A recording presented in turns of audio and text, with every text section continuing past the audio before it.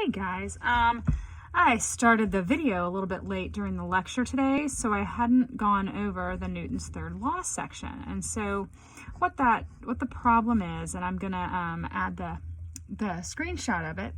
There is a 5 kilogram mass here.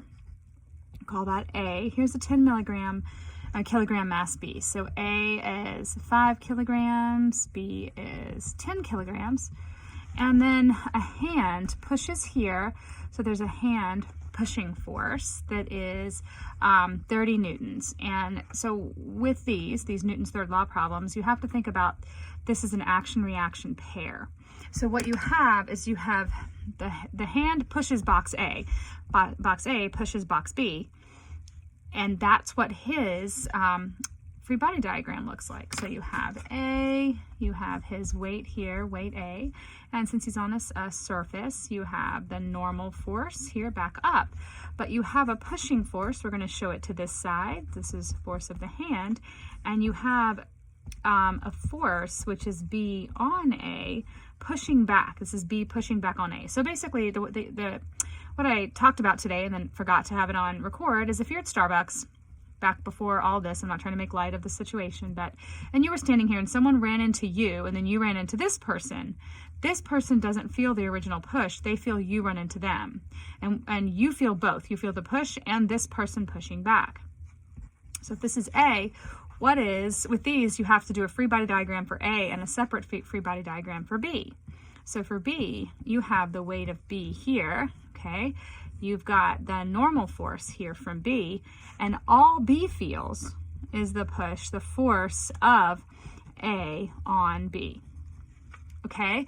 And the force of A on B is equal to the force of B on A, but it's in the opposite direction. So the force of A on B is equal to this one over here, the force of B on A, but negative.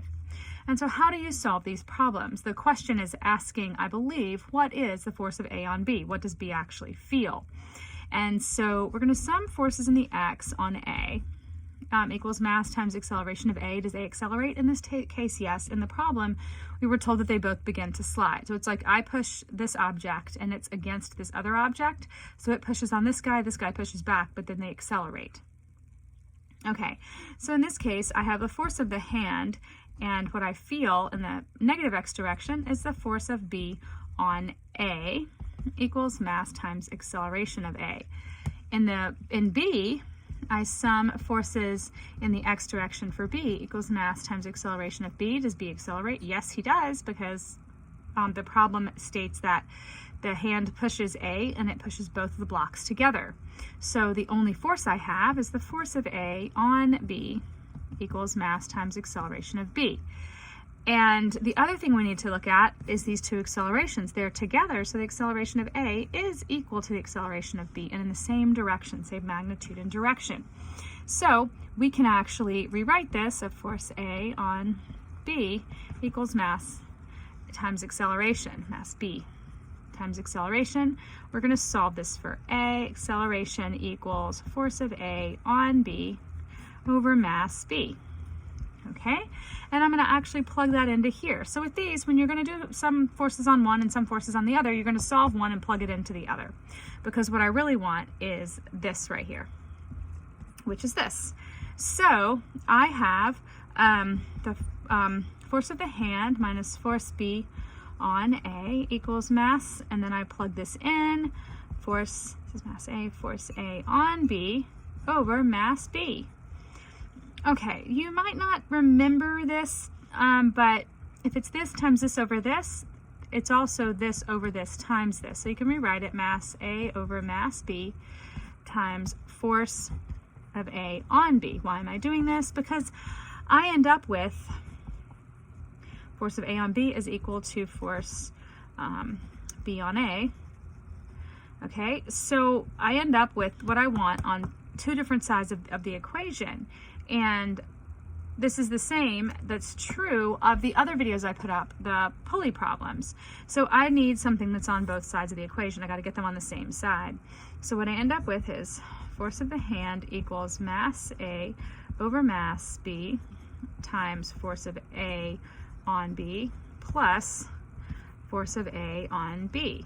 This is actually 1 times force A on B, so I need to factor out. I end up with force A on B times this, mass A over mass B. Remember in algebra, you got to factor out plus one of these. So if I were to do this times this, I get this term. This times this, I get this term. And anytime you have something in the parentheses, you can divide it as one object. Mass A over mass B plus 1. That divides out. Over here, mass A over mass B plus 1. And you're able to solve it out. I think you're able to see that. We end up with force of A on B equals force of the hand over mass A over mass B plus 1 in the denominator. The answer is 2 newtons. Okay, so I need you to be able to derive this for yourself. My concern is that you know it's Newton's third law. This has to have a free body diagram. You see the force of the hand and you see the reaction force from its partner. B, I need to see a free body diagram. It does not feel the hand force, it just feels A pressing on it. I need to see those. I need to see some forces in whatever direction it is. I need you, at that point, this is most of the problem. Doing the algebra and figuring out what you're going to work on, that's another portion of the problem. But I went over this and I'm going to upload the image. No, I'm sorry, it's in the slides.